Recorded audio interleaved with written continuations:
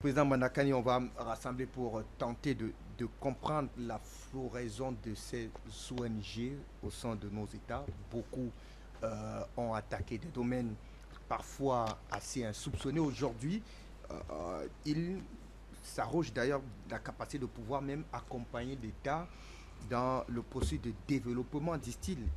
Et en cela, je convoque ce qu'a évoqué, l'ONG qu'a évoqué pour tout à l'heure, Bancroft Global Development, qui aurait donc un budget qui est assez pharaonique, plus au-delà en tout cas même des budgets de la sous-région Afrique centrale. Comment expliquer donc cette floraison en tout cas de ces ONG, aussi leur capacité à pouvoir phagocyter des secteurs assez sensibles, névralgiques de nos États pour lesquels l'État devrait en principe être regardant parce qu'ils ont très bien étudié le paysage et profitent de ces faiblesses aujourd'hui pour pouvoir apporter, disent-ils, des propositions qui pourraient, bien entendu, pour lesquelles les populations en majorité, qu'elles soient paysannes, sont parfois preneurs et finalement sont donc euh, pris dans l'étau de ces ONG qui, au fil des temps, se présentent comme étant des contrepoids de nos États, et ce qui compromet à un moment donné parfois même l'action gouvernementale dans certains domaines et dans certains secteurs. On peut d'abord supposer qu'on est là en face d'une militarisation de la philanthropie. La philanthropie qui a essentiellement été créée pour distraire les Africains, ça c'est historique. À chaque fois que des grands crimes ont été organisés contre l'Afrique, la philanthropie a servi de paravent. La philanthropie, c'est l'action des non-militaires, des civils. Ça peut être des prêtres, des religieux, mais maintenant c'est la société civile qui se drape derrière les ONG. Mais ça a évolué maintenant au niveau américain ou au niveau de ce qu'on appelle les sociétés militaires privées, Tout à fait. qui elles-mêmes s'inscrivent dans une dynamique de privatisation des tâches régaliennes de l'État aux États-Unis, dynamique qui a été engagée après la chute du mur de Berlin par des puissances économiques, n'est-ce pas, qui somme toute, forment la structure principale de l'État américain. Parce que le capitalisme américain n'est pas comme les autres capitalismes. Il faut bien réfléchir à ce niveau-là. Il faut partir de là. Le capitalisme américain, si on suit les histoires de Max Weber, c'est la fille du protestantisme, de l'éthique protestantiste. Bon, ça c'est pour tromper les naïfs, mais c'est ce qu'il a dit. C'était Weber. Alors, ce n'est pas les Américains qui l'ont fait. L'Amérique avant, ça n'appartient pas aux Européens. Ils ont fui la guerre des religions chez eux. Historiquement, après, ils sont allés peupler l'Amérique. Et quand ils sont arrivés, ils ont liquidé ceux qui habitaient là, qui étaient là-dedans. Et à partir de là, et à travers l'esclavage,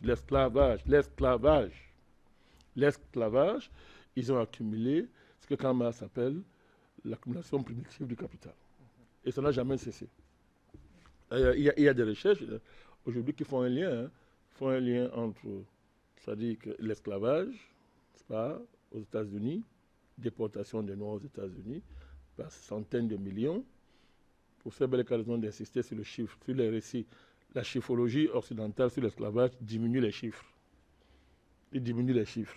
Alors, en attendant que nous-mêmes fassions d'ailleurs des travaux d'Africains déjà émergent, on ne parle pas de travaux qui sont contrôlés par les Occidentaux. Il y en a plein de faux livres que les gens écrivent. Mais on parle des Africains qui font un travail sérieux sur l'esclavage. Les chiffres sont très élevés. Ce n'est pas les histoires qui nous racontent 15 millions, 12 millions. Ça fait rire. On est dans des centaines de millions. Centaines de millions. C'est important, ça. On a quasiment dépeuplé le continent. C'est un génocide démographique. C'est quelque chose de grave. Alors, il y a des travaux qui font un peu lien pour dire que l'Amérique, en accumulant, ce qu'on appelle en réussissant l'accumulation primitive du capital, c'est le crime, hein, c'est du crime, du capital avec l'esclavage, a créé les conditions pour que les Européens ici, les Européens aussi, réfléchissent à accumuler de manière primitive le capital par la colonisation. Les deux dynamiques sont liées, mais il faut approfondir l'analyse pour comprendre vraiment comment que ces dynamiques-là sont liées. Et vous voyez que ça revient aujourd'hui d'une certaine manière. L'esclavage n'a jamais cessé de manière fondamentale. Il se renouvelle par des formes. Des formes changent, mais il n'a jamais changé. Les différentes routes qui ont conduit à l'esclavage, ouais, elles reviennent sur des noms nouveaux. La route de la soie, toutes ces routes-là, hein, que le commerce triangulaire, tout ça. aussi. Non, le truc de l'Union africaine. Tout à fait. C'est n'importe quoi. Vous voulez énerver les gens? On ne peut pas vous parler de la ZLECAf. Qu'est-ce qui peut sortir de bon de ce truc-là? Je suis en train de vous parler des routes de l'esclavage, dans les routes de la soie, les différentes routes de l'esclavage, le commerce triangulaire. Regardez la structure de l'économie mondiale. Vous allez voir que fondamentalement, ça n'a pas changé. C'est-à-dire que malgré les histoires qu'ils racontent qui veut faire la 4e révolution industrielle, vous voyez très bien que l'évolution de l'économie du monde, c'est la continuité directe de l'esclavage. La continuité est directe, malgré les formes qui changent, elle est directe. Les circuits là n'ont pratiquement pas changé. Donc, tout à l'heure, le professeur Bellec vous invitait à une analyse de l'histoire qui se démarque des récits occidentaux. En fait, quand on veut parler de l'Afrique, ce qu'il dit, c'est très important. Je suis en train de travailler dessus ces derniers mois. Il faut comprendre que c'est pratiquement 20 siècles ininterrompus de violence que le continent subit. Donc, dans le champ de l'analyse mondiale, il y a l'Afrique, il y a les autres peuples. Si quelqu'un vous raconte des histoires que non, il y a 20 ans, il y en a qui, des idioties, on nous compare à la Corée du Sud, des choses comme ça. Il y a 20 ans, machin, d'autres nous comparent avec la Chine. Ce sont des bêtises qui n'ont pas de sens. Aucun continent, aucun peuple n'a l'histoire de l'Afrique en matière d'oppression. Il n'y a pas. Et tous ceux qui essayent de transiger pour trouver les formules comme la Chine, Bembe et consorts, c'est un ramassis d'argent et de traite d'argent étranger. Les faits sont là. L'Afrique ne s'est jamais reposée depuis l'invasion des Hyksos, entre guillemets, parce qu'il y a des thèses qui disent que ce n'était pas une invasion, c'était une infiltration. Hein? Donc, moi, je t'invite à regarder ça de nouveau. Est-ce qu'on a fait une invasion ou une infiltration? Peu importe. Depuis les Hyksos, après ça, on n'a jamais respiré. Ça a été les Grecs, après les Grecs, ça a été les Romains. Bon, Romains ou Grecs, même chose. Après, c'était les Arabes.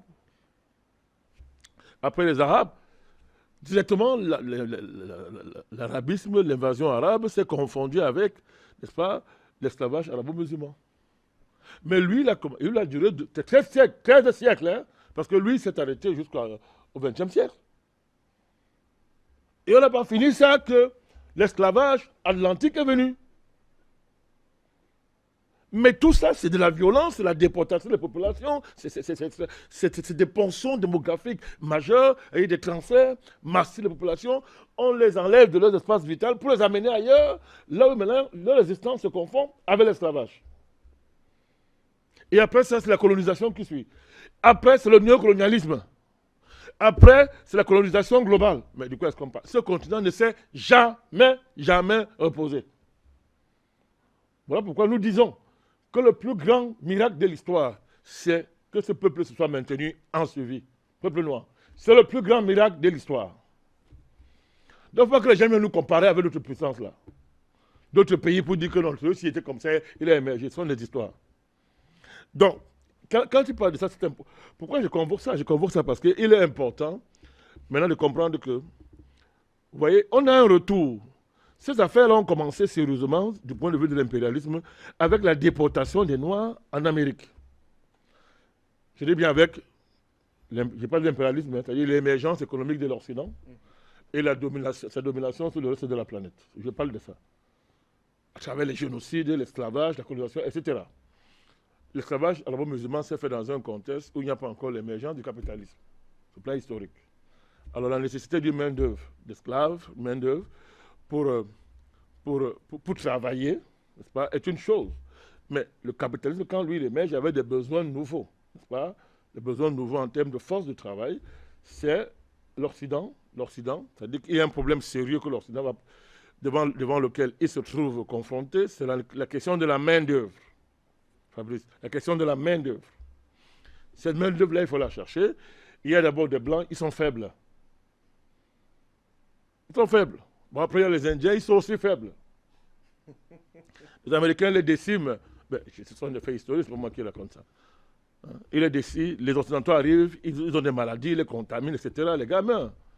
Alors, on va découvrir la main-d'œuvre la plus adaptée. Elle est forte, la force naturelle. Sont de colosses, c'est le noir. Alors, on organise la déportation des Noirs. Alors maintenant, il y a des récits, et là je ne vais pas passer ça comme ça, il y a des récits, et vous avez un président africain au XXIe siècle, le type qui est au Bénin, la Talon. Mais moi, je ne sais pas, si ce n'est pas la malédiction, c'est quoi? D'avoir des gens comme ça à la tête de nos pays. Talon. Qu'est-ce qu'il a dit? C'est pas ce qu'il allait faire aux Antilles dernièrement. Vous n'êtes pas au courant de ce qu'il allait faire? Bon, alors ben, qu'est-ce qu'il a dit là-bas? Lui, il allait insister sur sa théorie de savoir c'est que nous avons vendu nos frères. Mais vous avez la malchance d'avoir un type comme ça comme président. Hein? Dans un pays où il y a le vaudou, qu'est-ce que le vaudou attend pour faire disparaître ce monsieur? Hein? Mais quand on connaît le rôle que le vaudou a joué pendant l'esclavage, c'est-à-dire comme ressource pour que nos frères survivent, qu'est-ce que le vaudou du Bénin attend pour faire disparaître ce monsieur-là? Mais c'est un énergie, même, ce n'est pas un président, ça. Il a dit ça. Pourquoi? Parce qu'il est dans son intérêt purement personnel. Il va s'allier avec un béquet pour faire des affaires. Et des affaires de plantation. Les Africains se mobilisent, nos frères qui sont de l'outre-mer là-bas sont en colère, ne viennent pas ici, etc. Ben, comme tout a été organisé, sécurisé. M. Talon s'est fait remarquer par un discours extraordinaire, Dr. Gouma. D'abord, il prend les grands airs du président. Il porte la veste, il marche doucement, il joue au sérieux. C'est-à-dire, il se présidentialise comme un singe en veste pour dire que notre rôle dans l'esclavage, c'est de vendre nos frères. On peut aller à ce niveau-là dans la négation de l'histoire. Il entre tranquillement, il est président du Bénin. Il est tranquille chez lui.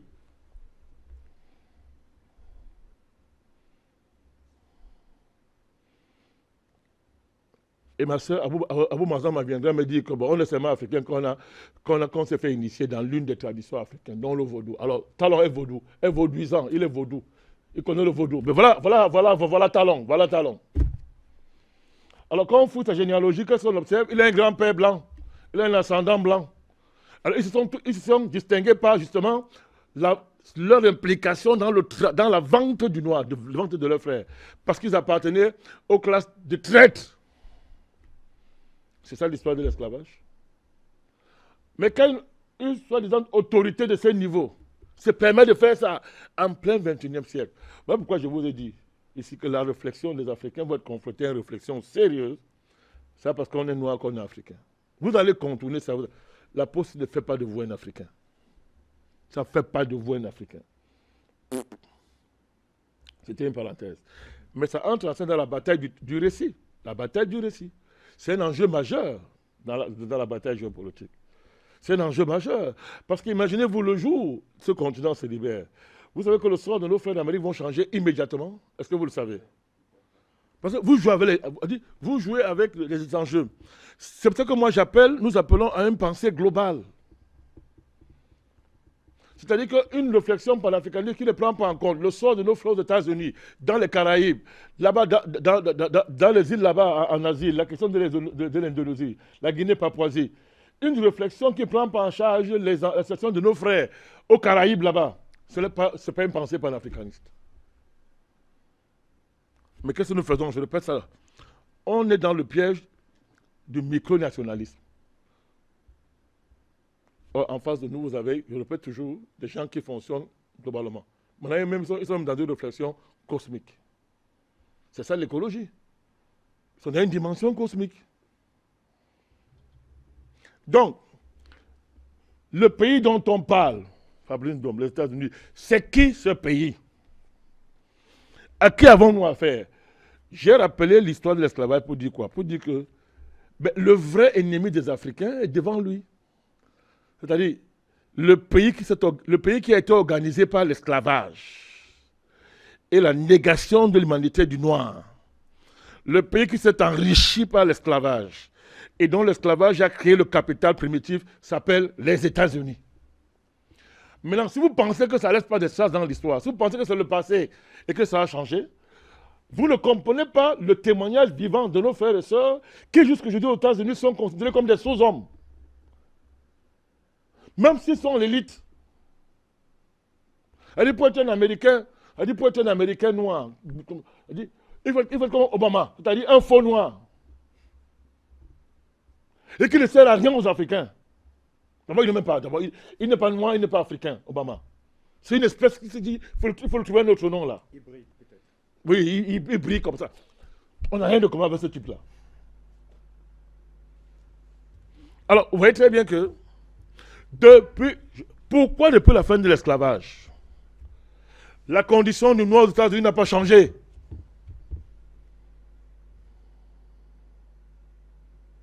Et pour les Africains, ce n'est pas une question géopolitique. Hein?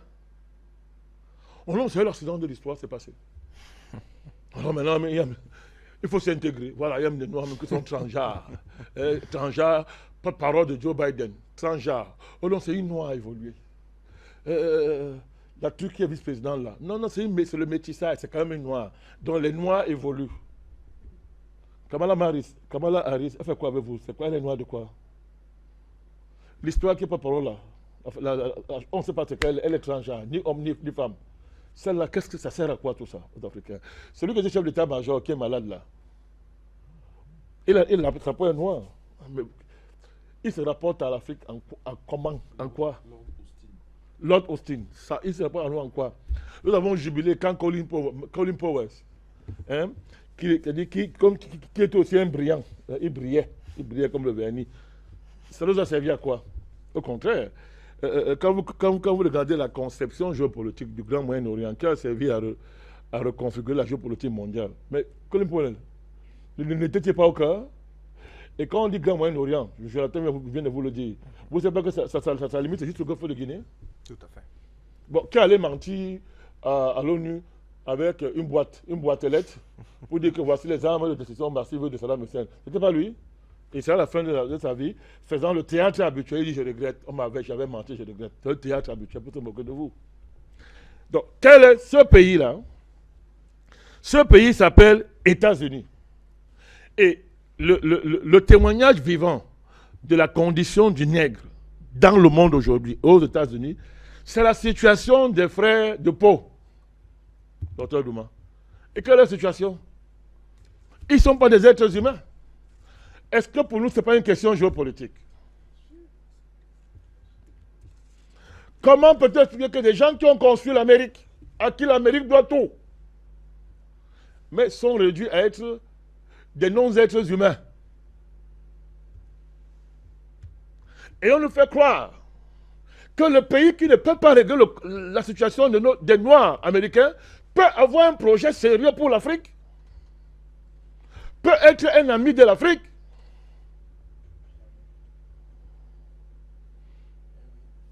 Non, je repose la question géopolitique. Parce qu'une réflexion géopolitique, ou elle est géopolitique, ou elle ne l'est pas, Jonathan. Il y a des données, des facteurs premiers, des facteurs secondaires. Il y a des données de base quand on fait une analyse géopolitique. Il ne faut pas faire des rêveries. La géopolitique africaine ne peut pas se faire parce que Joe Biden a fait un discours.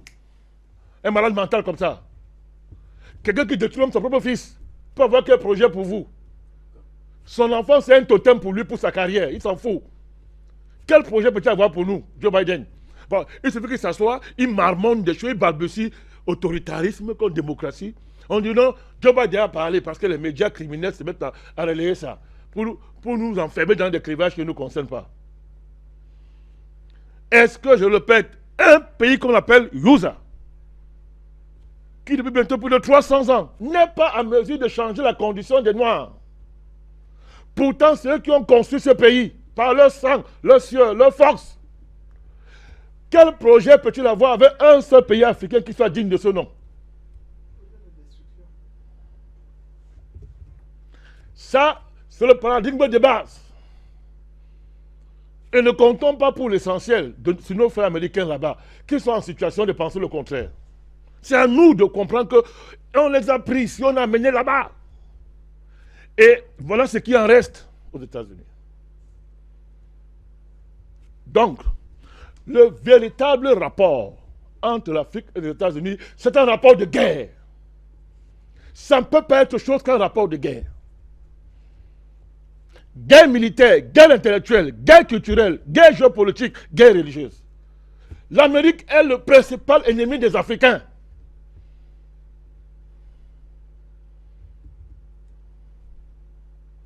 Nous avons commencé par la France. Je l'ai tout dit ici depuis 10 ans. Vous le savez, que quand on gratte la France, nous on sait qu'on va trouver après. On a fini de gratter la France. Eh bien, l'ennemi, il est là. C'est Washington.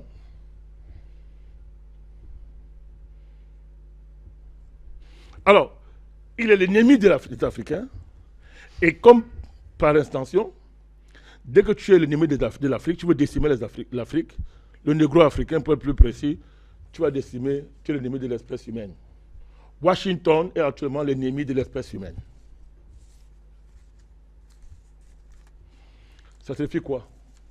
Ce pays-là, quel est son état moral? Quel est son état mental? Quel est son état politique? Mon cher Fabrice, il est à plein dans le nihilisme géopolitique et politique. Vous avez dit nihilisme géopolitique et politique? La moralité américaine est nihiliste. Un des pères philosophiques du nihilisme, c'est Nietzsche. Il est mort même fou, comme par hasard. Détraqué. Philosophe allemand, d'origine autrichienne, c'est ça? C'est ça. Le nihilisme stipule que la vie existante n'a aucun sens. Penser un monde juste, ce sont des rêveries. Dans un tel contexte, être fort, c'est être juste, c'est être dans le vrai et dans le beau. Donc, la fin justifie le moyen. Seul le résultat compte. Et le résultat obtenu devient la norme et la vérité. On la renouvelle en l'adaptant dans les conditions nouvelles. Les marxistes ont appelé, Marx a appelé ça le pragmatisme. Pas dans la version enfantine qu'on attend là. C'est que, comme je dis, tous les moyens sont permis pourvu qu'on atteigne ces objectifs.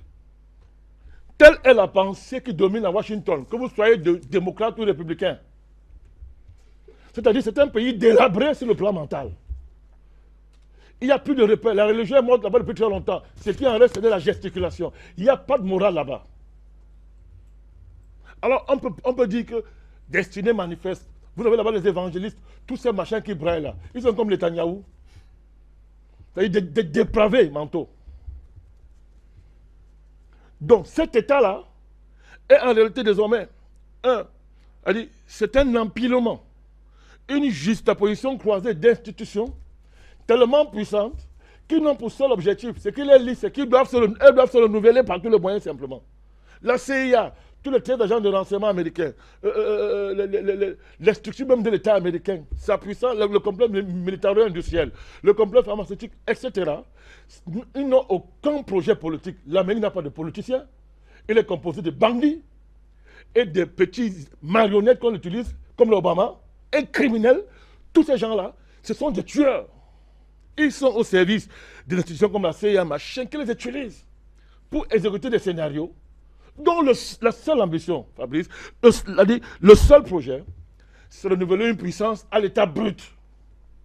L'Amérique est un État de manière essentiellement violent. Maintenant, il est hyper violent parce qu'il voit sa chute désormais.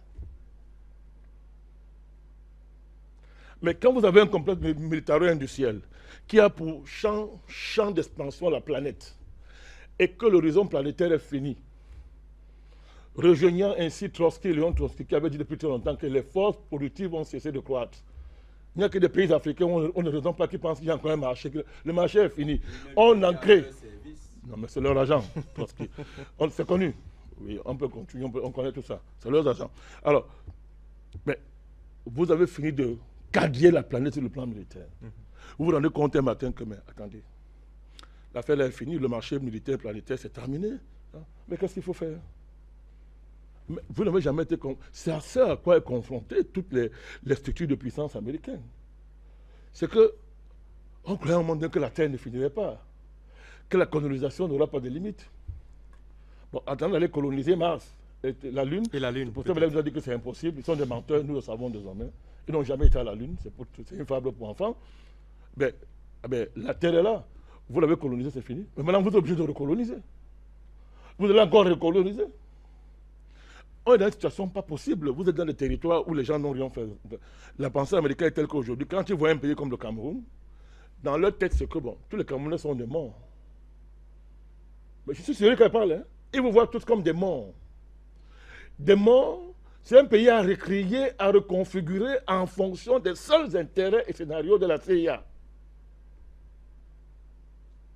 Le reste, on s'en fout. S'il faut pour ça détruire vos cultures, saccager vos horizons moraux, détruire l'État, c'est-à-dire on renverse tout, ça joue pour du chaos, on renverse tout et on recrée un truc maintenant qui est conforme, n'est-ce pas, au scénario de la CIA. Cet État-là. Ne pensez pas que quand l'Amérique vient vers un pays, il a autre chose comme projet, ce que vous connaissez pas de quoi est-ce que vous parlez. Voilà l'Europe, ils vont bouffer les Européens. Si ce n'est pas déjà le cas, président. Non, c'est le cas, mais là maintenant, les Européens vont voir parce qu'ils ont cru que bon, comme ils sont des cousins, ça pourrait quand même. Il y a pas. L'Américain, le Yankee ne connaît pas ça. Le Yankee, c'est un flibustier, il ne connaît pas ça. Tout son problème, il est arrivé à sa cupidité. Un Yankee ne raisonne pas plus que son argent. Mais regardez les films western. Vous croyez qu'ils ont changé?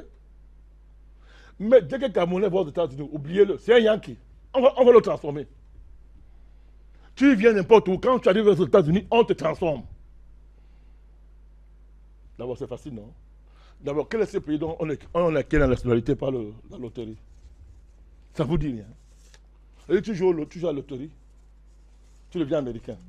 Hein? Dès que tu arrives, tu n'as rien, on te fait un crédit. Non, tu n'as rien. Non, tu peux consommer, on te fait le crédit. C'est fini, tu es dans l'engrenage, tu deviens Yankee. Toute ta vie, désormais, tu vas travailler pour rembourser le crédit là. Et tu deviens un rouage de la machine. Tu es désormais un rouage de la machine. Allez, un flux à qui on donne la forme qu'on veut. En pianotant sur un ordinateur. Tu veux, ta dette est combien? Allez, on évalue. Bon, ce monsieur-là, pour nous rembourser, il faut qu'il travaille 10 heures, 20 heures par jour. Allez. Il faut qu'il travaille 15 heures par jour. Il faut qu'il fasse ceci, etc. Tu deviens un flux, on te donne la forme qu'on veut. Tu n'as plus rien à dire. Donc, c'est un État complètement qui est détraqué. C'est le plus grand. Dans l'histoire des empires, l'Amérique est l'empire le plus détraqué de l'histoire de l'humanité. Et comme là, pour changer d'expansion, la Terre qui est finie, ben, on a des problèmes, mes amis. Voilà pourquoi pour le panafricanisme, c'est un ennemi, c'est-à-dire c'est notre ennemi. Le panafricanisme, c'est-à-dire que nous devons détruire l'Amérique. Nous devons anéantir l'Amérique, Fabrice. Pour être libre, d'abord nous-mêmes. Et libérer nos frères qui sont aux États-Unis. Si un jour nous sommes... C'est le seul venu me parler ici. Si un jour le nom panafricanisme a un sens, ou bien inter-africain a un sens, on a un devoir, c'est une dette morale. On ne peut pas être tranquille tant que nos frères aux États-Unis ne sont pas des humains. Parce que l'histoire moderne de l'Afrique, ça commence avec ça.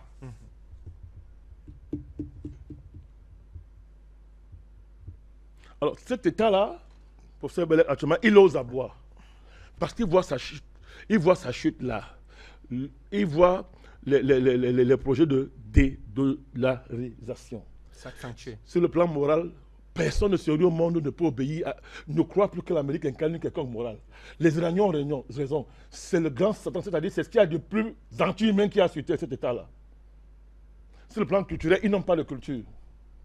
Leur super culture, c'est la malbouffe, la surconsommation, c'est tout ce qui est, c'est-à-dire l'hédonisme au niveau le plus élevé. C'est la dépravation au niveau absolu. Ce plan militaire, la Russie les dépasse depuis très longtemps maintenant. Donc ils voient et ils savent. Qu'est-ce qu'ils vont faire? Quel est l'enjeu américain? Là, je le dis depuis très longtemps, l'Afrique France, ça ne va pas comprendre. L'Amérique, c'est d'amener les autres puissances, grandes puissances, à s'asseoir autour d'une table et dire on se partage le monde à trois. La question est de savoir si elle en a les moyens. Et moi, je vous dis, faites attention.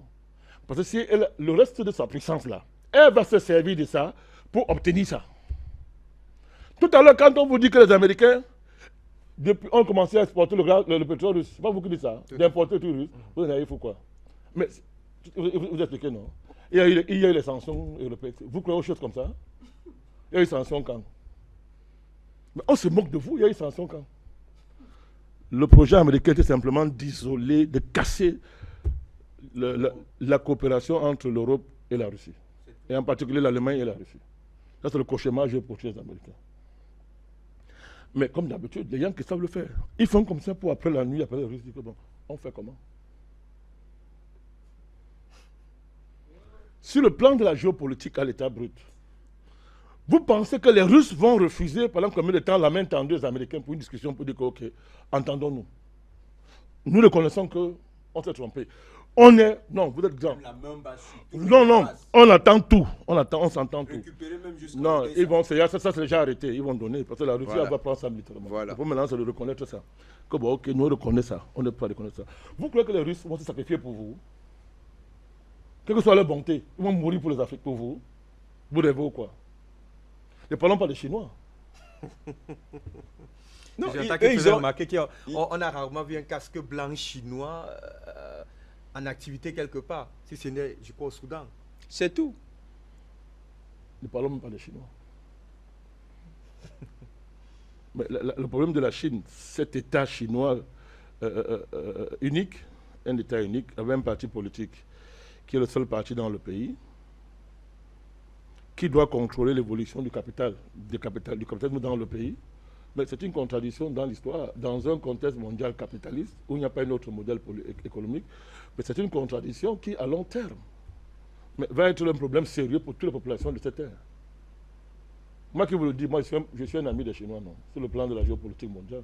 Parce qu'au moins ils nous protègent à l'ONU quand c'est mauvais, non. Mais ça n'empêche pas qu'on réfléchisse, qu'on voit très bien où tout ça mène. Vous pensez que qu'est-ce qui reste à l'Amérique? Là, on vient de chasser, on le chasse au Moyen-Orient, là, c'est fini là. Là, c'est au Moyen-Orient, là, le conflit israélo-palestinien. L'Amérique, c'est terminé, on va les chasser. Ils sont un peu la puissance qui règne là-bas, c'est terminé. La Chine y est entrée. La Chine contrôle jusqu'à les pans entiers de l'économie d'Israël. Alors nous parlons. Netanyahou va aller encore en Chine. C'est-à-dire que les gars, l'axe même désormais, l'axe Israël-Washington là, est en train de se déplacer vers Pékin parce que la Chine a acheté des pans entiers de l'économie israélienne. La Russie n'a pas reçu le Hamas, officiellement.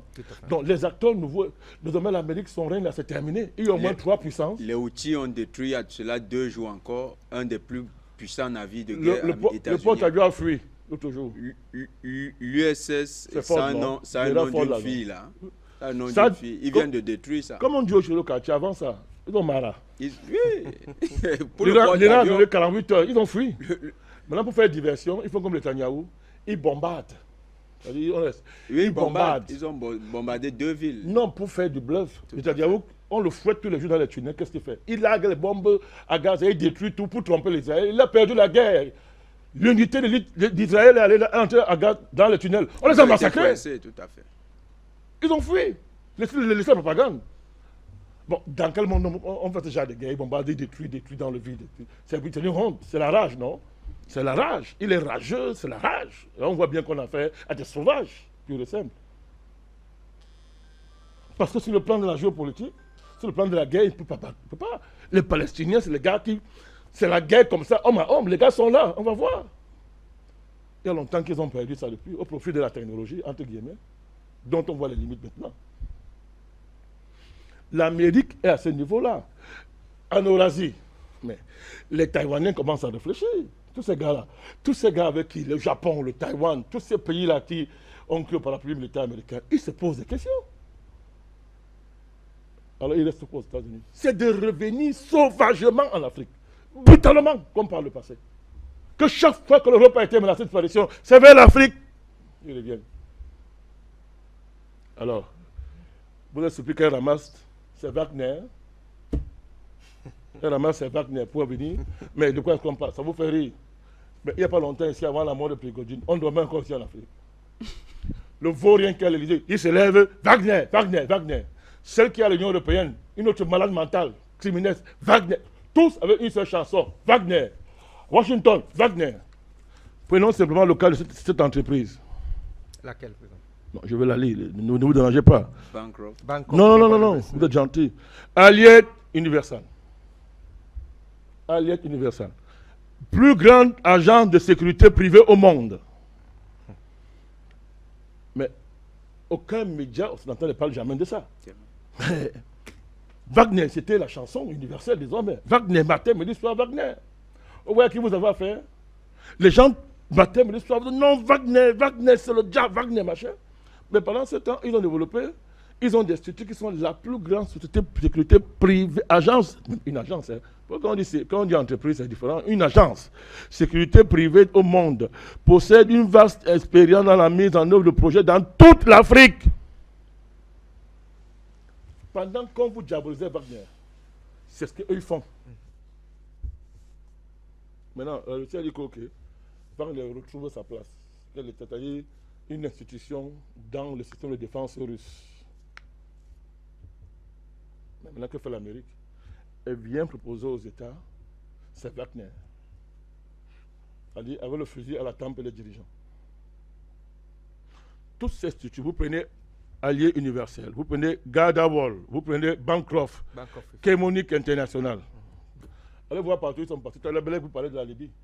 Partout où ils sont passés. Liban, en Libye, Soudan, ouais. Dans le Sahel, Somalie et consorts. Allez voir ce qui s'est passé là-bas.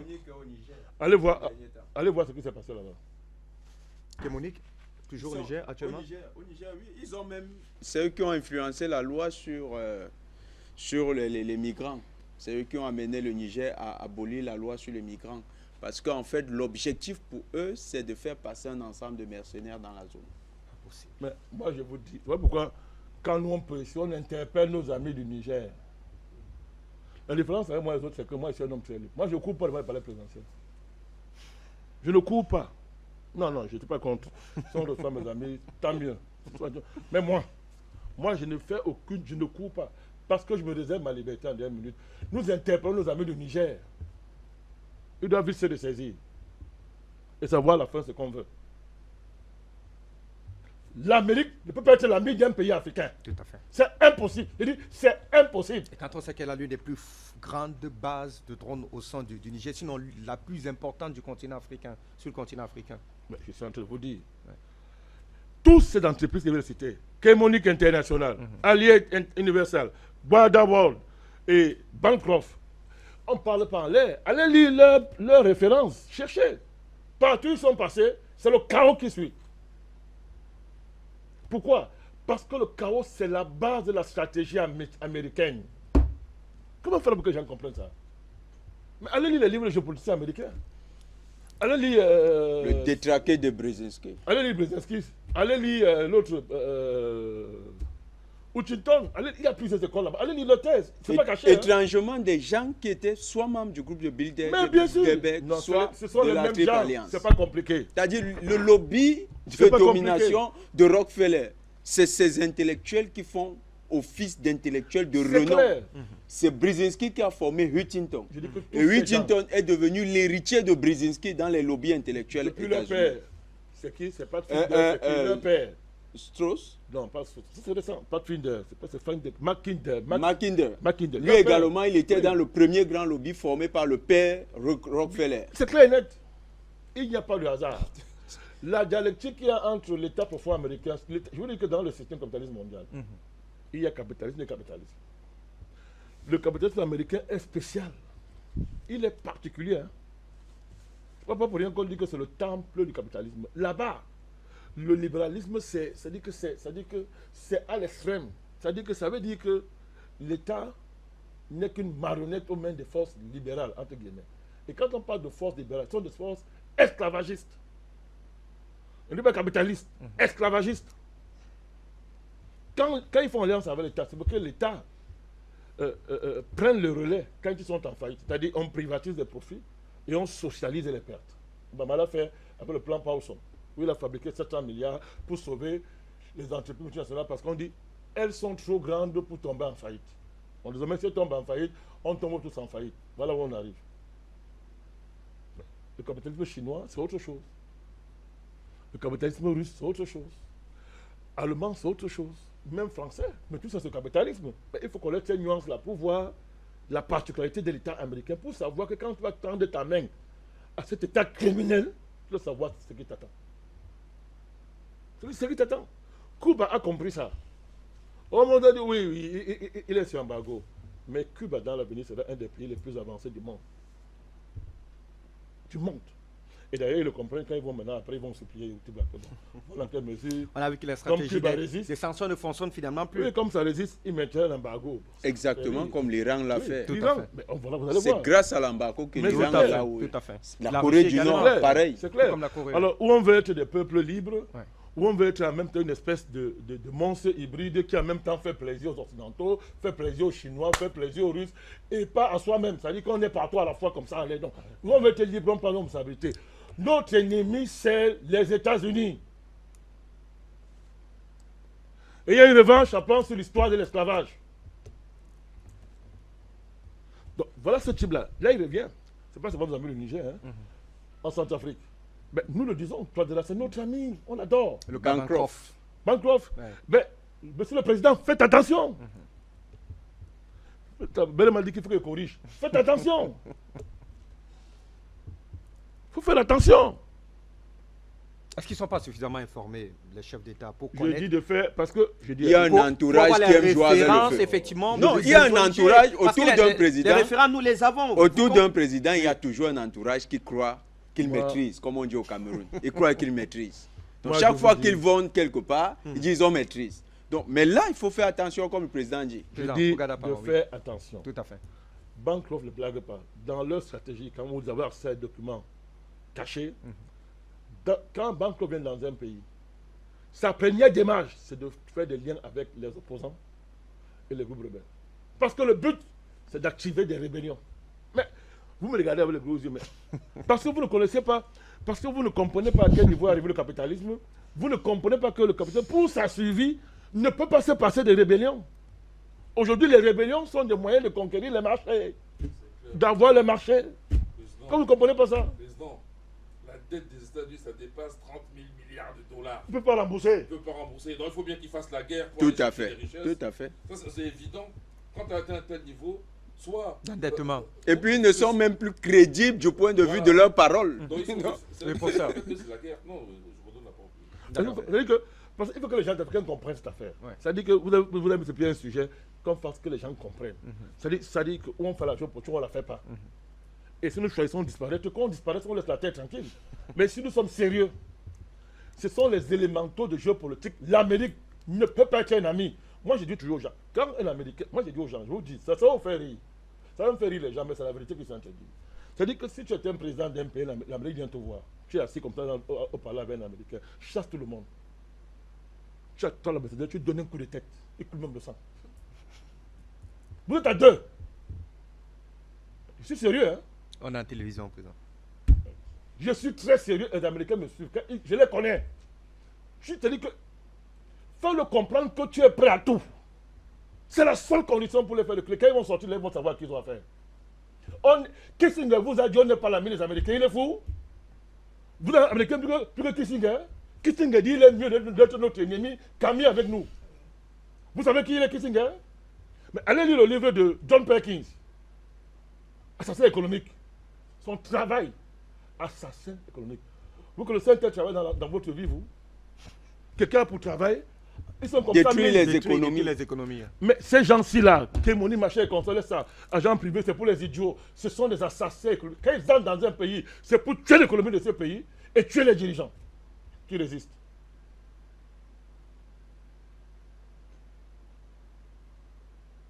Je vous dis, les Américains, c'est comme ça avec eux. L'Américain, t'as dit que. C'est-à-dire, montre-lui que tu le connais. Parce que quand ils entrent dans ta maison, quand ils entrent, mais allez demander aux Indiens. Allez demander aux Africains qu'on a déportés ici. Président, finalement, on va donc faire quoi? Ne plus avoir une coopération avec les États-Unis dans sa Coopération forme de quoi? la plus plate. C'est quoi la coopération? Et pourquoi on est obligé de coopérer avec un assassin? Que veut dire coopération? Non, mais... c'est vrai qu'on ne te pose pas les questions. Ben, ok, je pose au public. Au fait, public, vous allez coopérer avec un assassin, c'est une obligation. Un assassin, et le gars, il sait qu'il est... Tout le monde sait qu'il est assassin, on coopère avec lui. Non, la seule façon de faire avec lui, c'est le neutraliser. C'est clair. C'est ce que je veux dire. C'est un assassin. Je n'ai pas dit le coopérer. Mais c'est vous qui appelez coopération. Vous reprenez leur mot. J'entre en relation avec toi. D'accord. Sous la base de mes conditions. Vous comprenez ça? C'est différent de coopérer. Parce que coopérer avec les Américains, c'est mourir. C'est mourir. Mais elle lit les lois américaines. Vous savez que les Américains peuvent décider aujourd'hui de venir au Cameroun, de prendre 3 entreprises à partir d'un procès fait dans un pays, dans un État, sans votre présence, tout et tout. On décide, on débat un matin, on dit que bon, c'est pour nous. On avait plusieurs fois avec le tribunal. Ça s'appelle l'extraterritorialité. Tout à fait. Ils font ça. Vous refusez, on déclare la guerre contre vous. La guerre, ça prend 3 formes. Soit la guerre directe, soit d'essayer d'assassiner vos dirigeants, soit de les faire chanter, de se mettre à des sanctions. On confie leurs avoirs. Avoir veut dire que ton enfant, c'est un avoir. Hein. Ton enfant, c'est un avoir. Si toi, ton enfant à l'université, c'est un avoir. George Bonton, vous n'avez pas dit ça, le moustachu. Qu'est-ce qu'il vous a pas dit ça? Mais qu'est-ce qu'il a dit quand on a dit comment que ça va ce pays? Mais il n'y a pas 2 ans, Bolton a dit. Président. Parlant de votre femme là, qui dit prétend, qui était la CPI là. Que mais non seulement on va interdire d'entrer. Fatou Bensouda. Parce que là, tout est bien. Même ton enfant qui est ici, vos enfants ici là, on va les inquiéter. Mais ils sont cachés. L'Amérique sont des sauvages. Tu as ton enfant là-bas, on va l'inquiéter. C'était Fatou Bensouda. Oui, il ne blague pas. Et n'était pas la première. Il y a beaucoup d'exemples où les Américains prennent ton enfant en otage. Comme moyen de te faire chanter. Comment faire pour neutraliser donc? Savoir tout ça et avoir une stratégie géopolitique supérieure. Pour nos États. Ce n'est pas à la télévision qu'on dira ça. Qu'est-ce qu'une géopolitique supérieure? On sait comment faire. Mais comment il y a des savants partout, ils savent tout. On sait comment faire. Et ce n'est pas des États qui existent aux États-Unis. Il y a un mec qui existe. Pour que les Russes font comment? Ce n'est pas une affaire militaire. C'est d'abord une pensée. C'est d'abord une pensée. C'est une grande idée de la vie, une grande idée de la géopolitique. C'est d'abord ça. Et vous vous organisez en conséquence. Mais la conséquence, c'est-à-dire que quand tu le reçois, tu ris. Tu l'as fini. Dès qu'il entre ton bureau là, tu regardes. Tu l'as fini. Parce que l'organisation du pays fait qu'il ne sortira pas de là vivant s'il vient s'amuser avec vous. Et que tout ce qu'ils vont faire pour détruire le pays, ça ne marchera pas. C'est pas ça se fait. J'aimerais dire quelque chose. Oui, oui. Vous lui avez dit quelque chose. Voilà.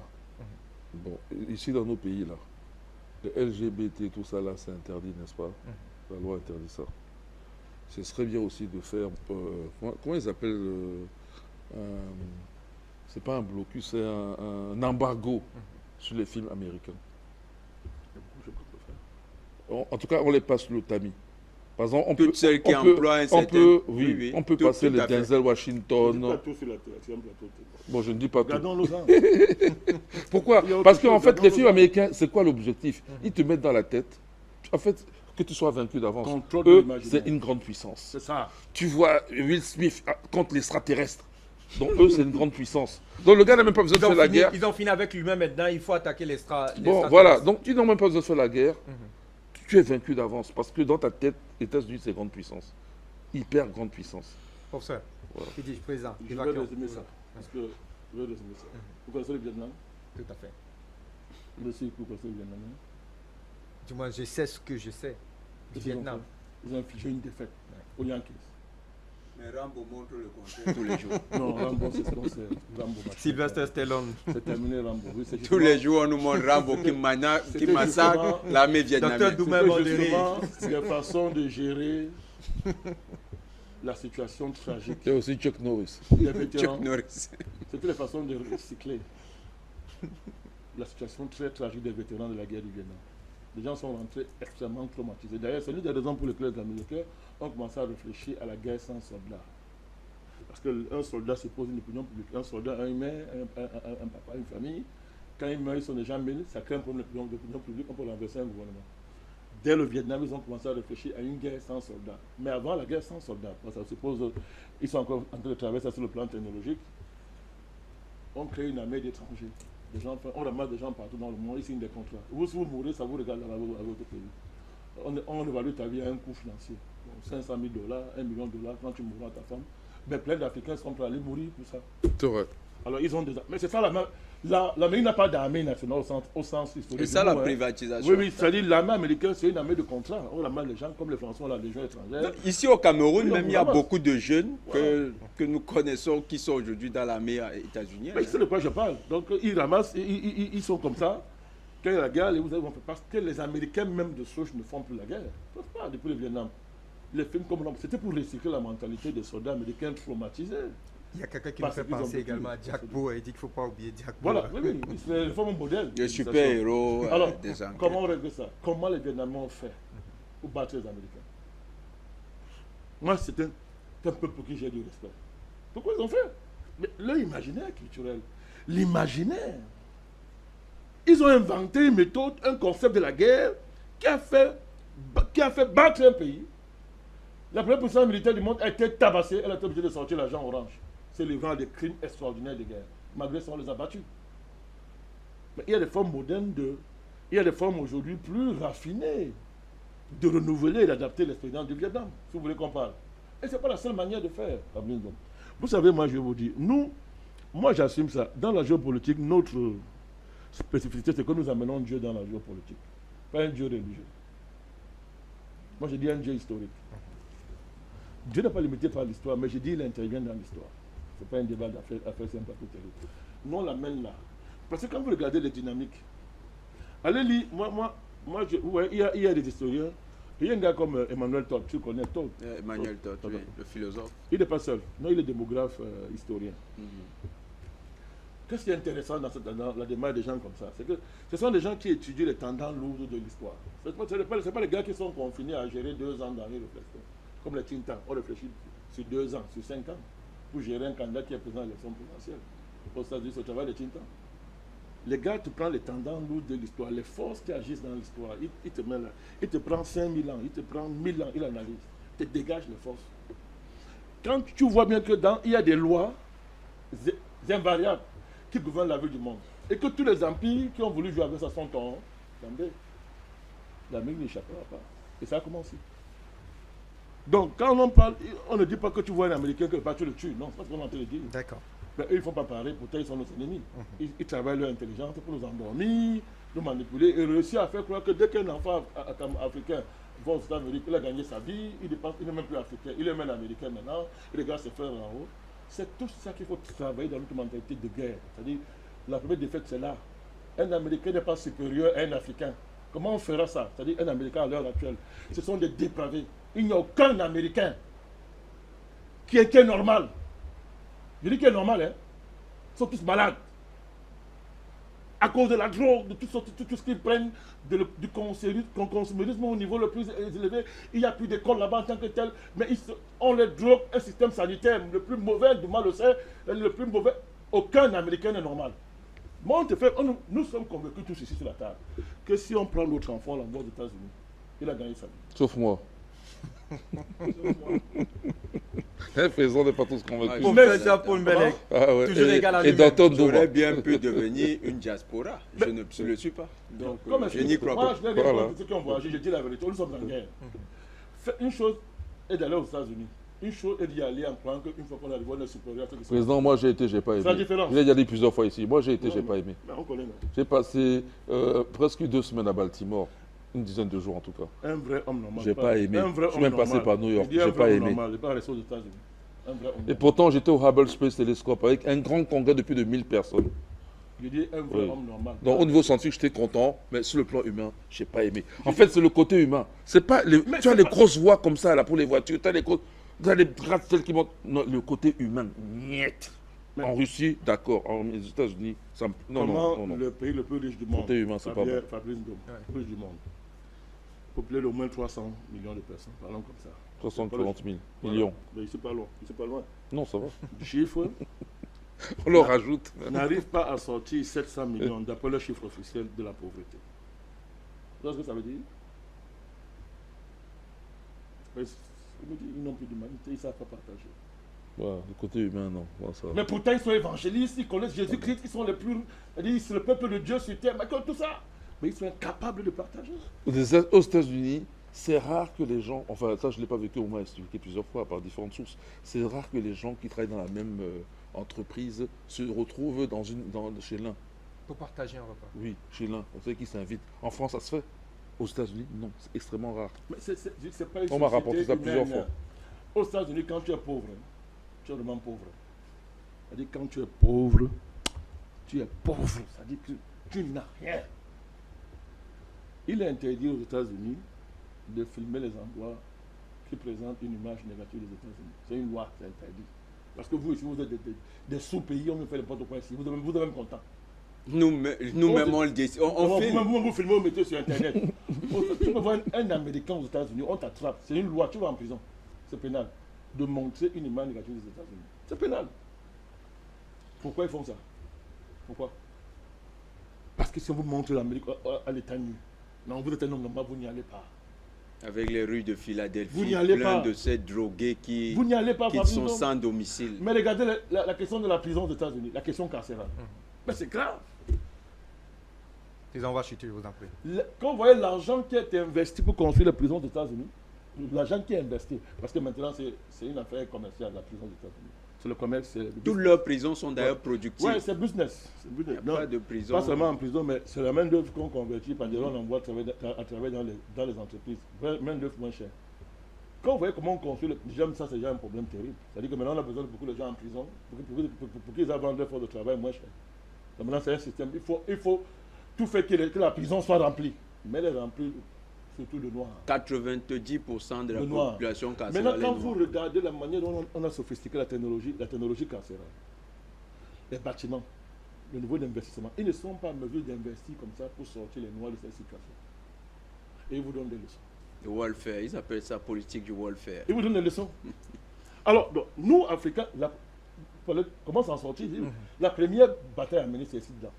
C'est-à-dire qu'il ne faut pas admettre que dès que nous pensons que l'Amérique, oh, dis donc, c'est un pays avancé. C'est un pays avancé. Mais bon, dès que je pars là-bas, je suis sorti de la misère, j'ai réussi ma vie. On ne gagnera pas un combat. Comme ça. Le jour où on va commencer à comprendre et à vivre ça comme bon, ils ne sont pas plus importants, plus intelligents que nous. Et dans cette bataille, nous avons des atouts. Premier atout, c'est qu'ils sont plus des humains, puisqu'ils nous envoient pour ambassadeur ici un PD.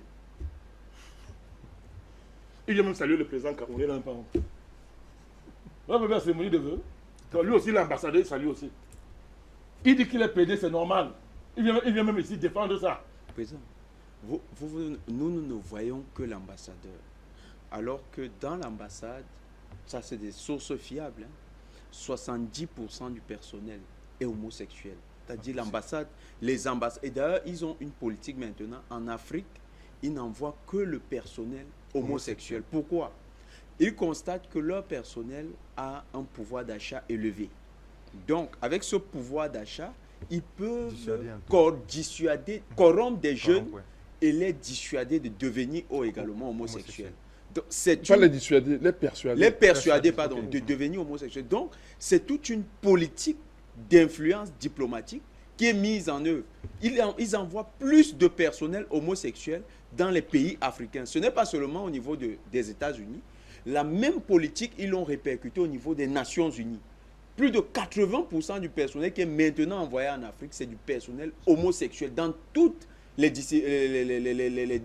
démembrements des Nations Unies. Donc UNICEF, UNESCO, PNUD, tout ça, c'est majoritairement des homosexuels qui viennent avec une seule mission, faire le maximum de convertis parmi nos populations. Dans l'ambassade américaine, c'est plus grave. Vous savez, le scandale du dernier employé, ils ont établi les critères de performance comme ils racontent aux gens. Là.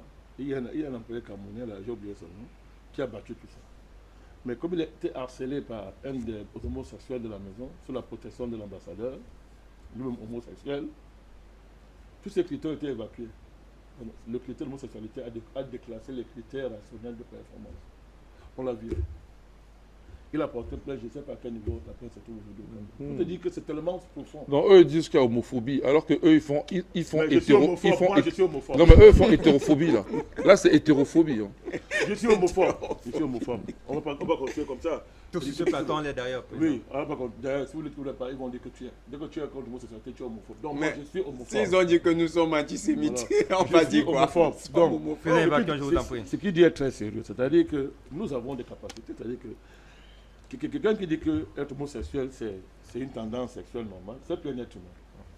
Et les intellectuels occidentaux, les américains, vous prenez les français, les plus sérieux, vous démontrent que, ils vous disent que ce n'est pas une question morale, que dans un pays où il n'y a plus aucun principe religieux, c'est ce qu'ils disent, hein, la décadence commence. Ils le démontrent. Mais le dernier livre d'Emmanuel Todd, La défaite de l'Occident, la défaite de l'Occident, c'est plus nous qui disons ça, hein. C'est eux-mêmes qui constatent qu'ils sont en train d'être défaits. Allez lire tous les livres qui parlent de la défaite de l'Occident. Allez voir les premiers arguments qu'on met devant pour ceux qui défendent cette thèse-là.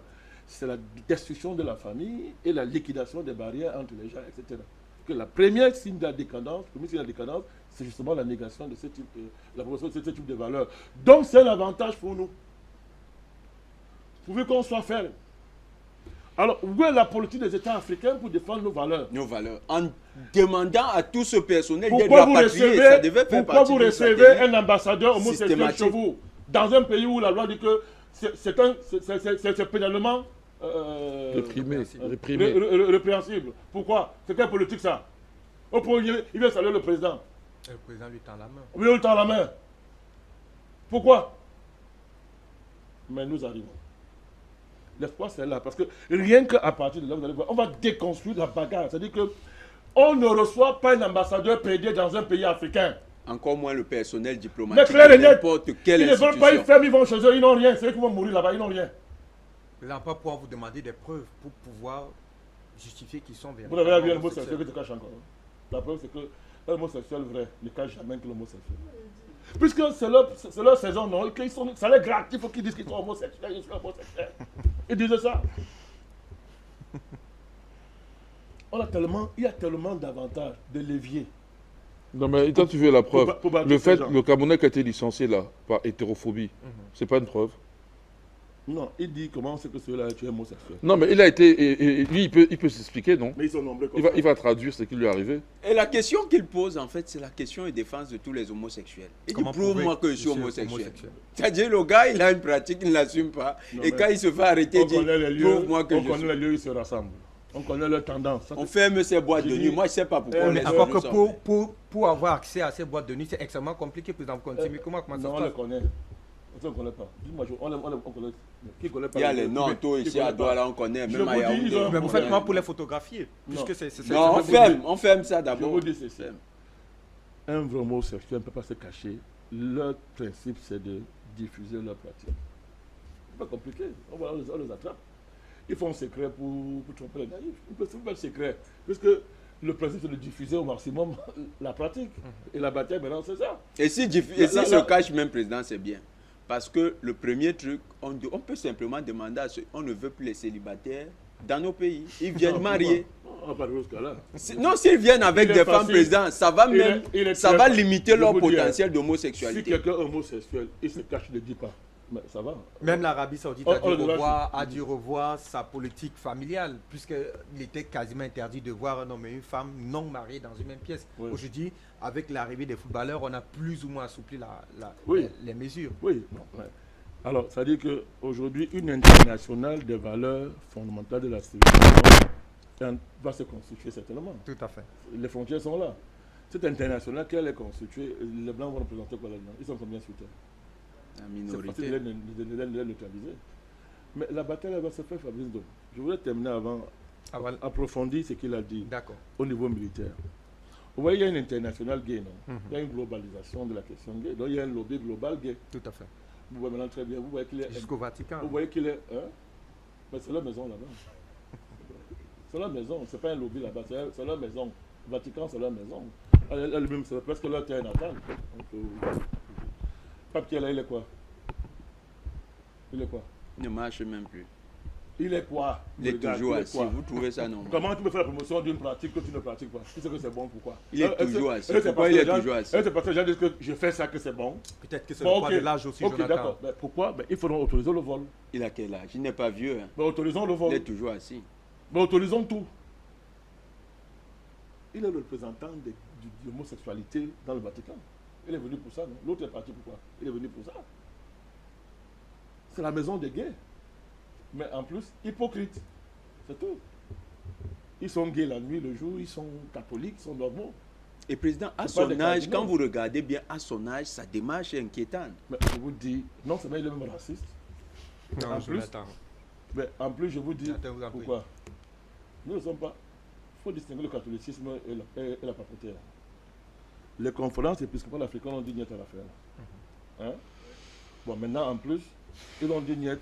Le type du Vatican a dit que bon, quand vous avez dit non, bon, je vous autorise à ne pas faire. Ça peut être un point de vue aussi, ça peut être perçu comme étant un point de vue sous le poids des pressions. Non, Fabrice, tu estimes que je suis dur. Je prends en comparaison. Le précédent pape était plus vieux que lui. Tu vois la différence de démarche?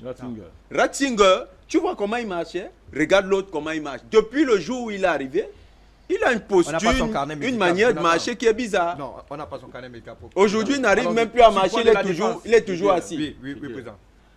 On a fait le débat ici.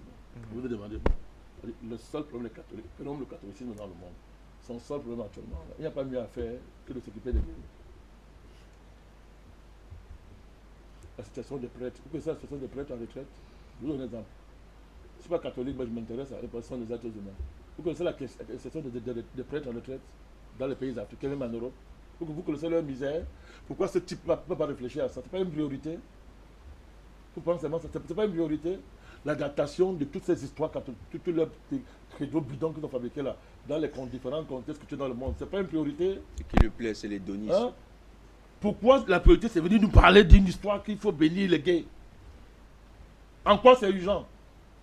Ben, si ce n'est pas urgent, pourquoi il en fait une question centrale et urgente à l'heure actuelle?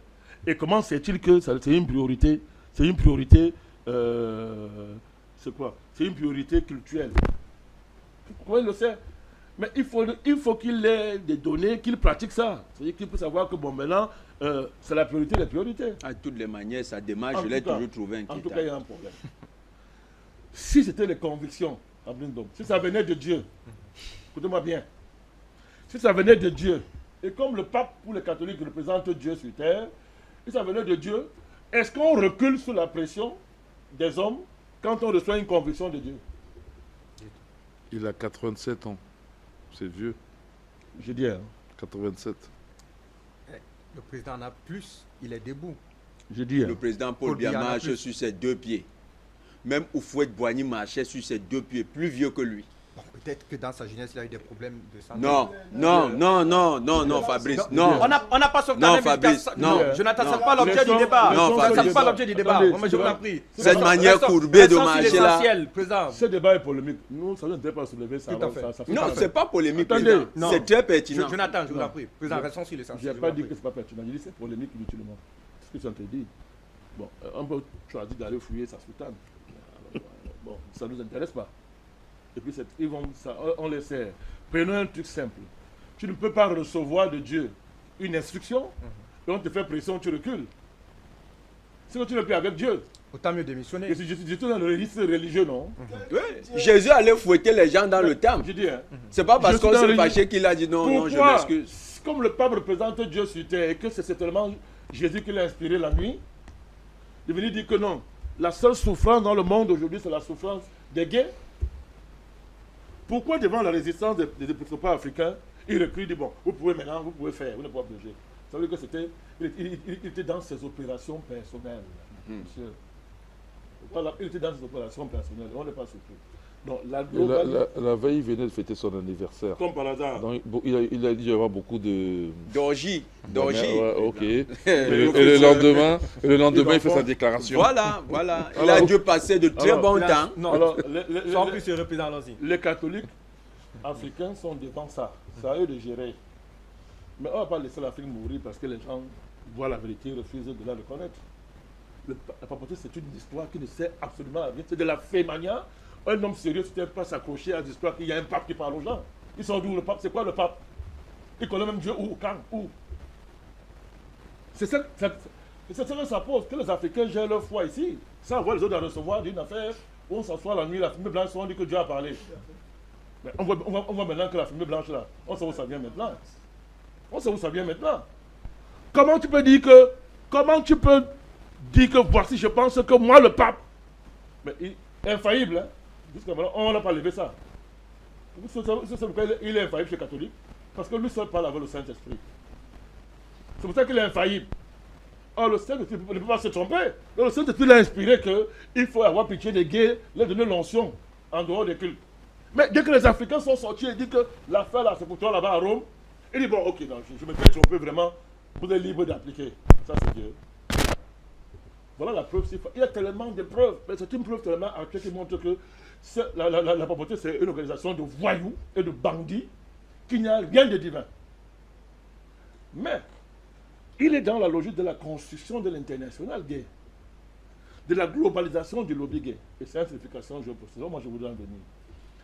Quand il vous parle de la stratégie visant à diffuser l'affaire de manière plus souterraine en utilisant les leviers diplomatiques dans tous les niveaux, ambassades, institutions internationales, etc. Beaucoup d'Africains ne rêvent-ils pas de travailler dans les institutions internationales? C'est le cas aujourd'hui.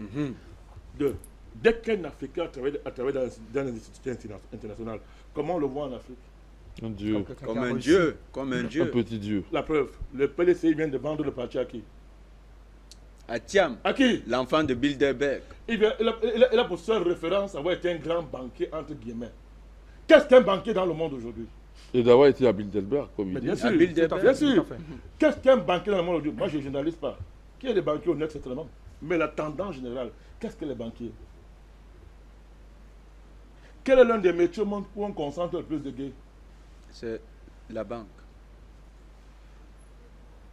Donc, vous voyez, dès qu'un gars chez vous, Ouattara, il venait du FMI, non? Ouattara a 2 références. Vous l'avez vu écrire un papier un jour. Voilà encore un homme qui marche comme le pape. Vous avez vu écrire un papier un jour. Jonathan, regarde. Ouattara, vous connaissez un papier d'économiste un jour. Toi, tu as lu un papier de Ouattara, économiste. Il lui même un demi-papier. Mais la référence, c'était quoi? Attends, regarde. Je suis ancien. Biographie de Ouattara. Je suis ancien directeur général. Biographie de Moi, je connais Ouattara. ses amis. C'est comme. Je connais ses amis de classe. Moi, je connais ses amis de classe. Ils sont Le vivants. président Ouattara. Oui, comment? Il était en Pennsylvanie, non? Lui, il était en Pennsylvanie. Allez leur demander, ils sont vivants. Qu'est-ce qu'ils vous disent? Mais c'est que je suis en train de vous dire. Il marche comme le pape. Non, pas ça. Je suis en train de vous. Hein? Ils disent que jusqu'à ce Ils qu'il n'ont n'a pas la encore- même il a- démarche. Non. Jonathan, je vous en prie. Mais- Sur les productions intellectuelles du Puisque, président, je dis, du qu'est-ce que nous avons? du président Non, il n'y en a Ouattara. pas un. Vous connaissez ça, il a écrit quel livre? Il a écrit quel- vous avez vu écrire un texte? La seule référence par laquelle M. Ouattara a terrorisé les Africains et qui a fait sa notoriété, c'est quoi? Ancien directeur général de la FMI. Alors, vous savez qui était directeur général en son temps? Quel était J'ai directeur son général? CV là. Vous savez- C'est en train de s'ouvrir. Vous savez qui était Normalement, son... dans le CV, il doit y avoir les publications. Ben- S'il en a. Parce C'est que un économiste sans publication. s'il n'y a pas de publication, c'est qu'il y a Moi, je rien. parle en l'air. Vous voyez comment je parle en l'air? Quand je parle, j'ai quand même fait des recherches. Tout à fait. Je vais vous envoyer. Je vous dis que ces messieurs-là n'ont pas publié même un demi-papier dans sa vie. Même pas. La seule référence de M. Ouattara, c'est que ancien directeur général du Fonds monétaire international. Moi, je vous demande, allez fouiller. Président Ouattara n'a aucune publication. Bon, maintenant que tu vérifies. Moi, je te dis, ça fait 10 ans Un que je seul le dis ici. nom. J'ai travaillé à tel poste. Ok. Mais sérieux. Attends, comment tu peux être économiste? Professeur, je vous en prie. On est en télé, je vous en prie. C'est vous, je vous en prie. Mais c'est extraordinaire. Il n'a pas de publication. C'est clair. Je vous envoie ça. Mais c'est comme... C'est de comme ça aujourd'hui. Ça fait 10 ans que je le dis ici. Quand je le dis, on dit que je l'insulte. Ah non, c'est trop. Même Oh là écrit là. dans les journaux là. Il n'a pas de Je vous publication. dis, Pas je possible. dis, ça fait 10 ans J'ai que son je le dis. CV, ici. là. On me dit, là là. Ouattara, qui n'ont rien à dire, il avait un ici qu'on avait envoyé nous embêter, c'est Michel. Il m'a dit que bon, apporte-moi la preuve d'une publication. Il n'a jamais apporté. On dit qu'on insulte les gens. Mais voilà ça. Google, c'est vous, c'est pas ses amis. Alors, même ses amis ne trouvent pas. On n'a même pas fabriqué, on n'a même pas écrit un pour dire que bon, on met son nom. Bon, souvent quand c'est grave, on écrit, on met ton nom. Pour te sauver. Même ça, on a dit que, ben, c'est-à-dire que même si on met son nom là, si on demande de débattre à propos de ça, ça sera quand même plus grave. Autant mieux, on ne met rien. Voilà son CV. Je vous La envoie seule tous. référence de M. Ouattara, ancien directeur général adjoint C'est du ça. Il n'y a que FMI. ça. Il n'y a que ça, oui. Il n'y a pas de Bon, publication. maintenant, je vous renvoie. Qui était son patron à l'époque quand tu étais là-bas? Michel Camdesus, Oh, homosexuel connu, oh là là. déjà à l'époque. Et quand on sait que les homosexuels Non. ne font de promotion qu'à leurs Puisque amis. vous Oh là là. êtes dans la déontologie, je vous respecte. Je dis donc que, et M. Camdesus, pour vous dire que ces relations c'était sérieux, moi je n'ai pas la vie privée des gens. Parce que si vous fouillez sa vie privée, vous allez voir les choses qui peuvent vous indiquer beaucoup de choses. Mais je laisse ça parce que vous voulez qu'on soit gentleman ici. Je dis donc que dès qu'il décide d'être candidat en Côte d'Ivoire, Camdesus est encore directeur général du FMI. C'est un Français, Michel Camdesus. Vous savez, quel a quitté le FMI, hein? Vous savez où il est parti, Camdesus? Dis ton président. Hein? Non. Il est parti être le directeur de l'Académie pontificale. Voilà. Académie pontificale, Michel Camdesus. Et le conseiller du pape en matière économique. Oh. Et vous voyez les démarches. Je donne le lien. Bon, maintenant, quand M. Ouattara est candidat, M. Bédia à l'époque est président. M. Bédia commence son histoire d'ivoirité, et la bagarre commence entre les deux. Quand dessus fait communiquer, il dit que si on touche à Ouattara, écoutez bien, si on touche à Ouattara, on va sentir qu'il a été directeur général du FMI. Violant les statuts du FMI.